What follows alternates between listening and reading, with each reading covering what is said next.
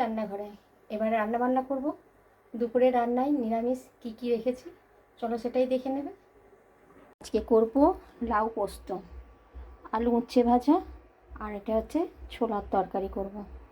সব কেটে নিয়েছি, আর এটা হচ্ছে পোস্ত বাটা, সব বেটে নিয়েছি। তো চলো রান্নাটা শুরু করি। কড়াই বসিয়ে দিয়েছি, কড়াইয়ে তেল আছে। তো ফার্স্টে আমি ওই পোস্তটা বসাবো, লাউ পোস্তটা বসাবো। তার জন্য প্রথমে একটুখানি গোটা জিরে ফোড়নে দিলাম তেলে, তো কাঁচা লঙ্কা, এইবারে লাউটা দিয়ে দিচ্ছি।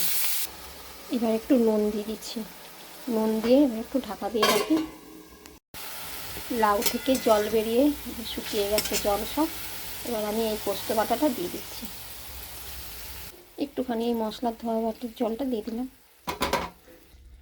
মানে এই পোস্ত ধোয়ার বাটি আর কি, দিয়ে দিলাম জলটা। এবার একটুখানি ফুটে যাক, তারপর নামিয়ে নেব।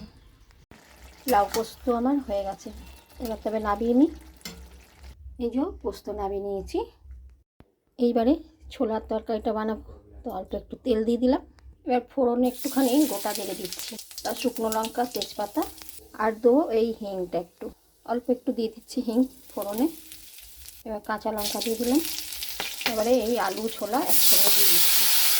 এবারে নুন দিচ্ছি, একটু হলুদ দিয়ে দিলাম, একটুখানি রেড চিলি পাউডার দিলাম, একটুখানি জিরে গুঁড়ো দিয়ে দিলাম, আর একটু মিষ্টির জন্য গুড়ের পাউডার দিয়ে দিচ্ছি। এবার একটু ভালো করে এটাকে কষবো, আর সাথে দিচ্ছি কটা চেরা টমেটো। এবার একটু জল দিয়ে দিচ্ছি, একটুখানি ঢাকা দেওয়া থাক। হয়ে গেল আমার ছোলার তরকারি। এবার তবে নামিয়ে নিই এটা। এই যে নামিয়ে নিয়েছি।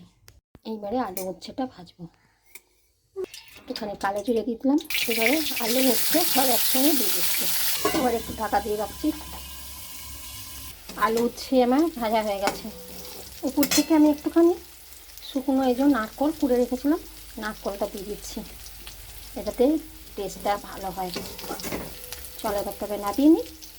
এই যে আমার রান্না বান্না সব হয়ে গেছে। লাউ পোস্ত, আর এটা হচ্ছে ছোলার তরকারি, আর আলু উচ্ছে নারকোল দিয়ে ভাজা।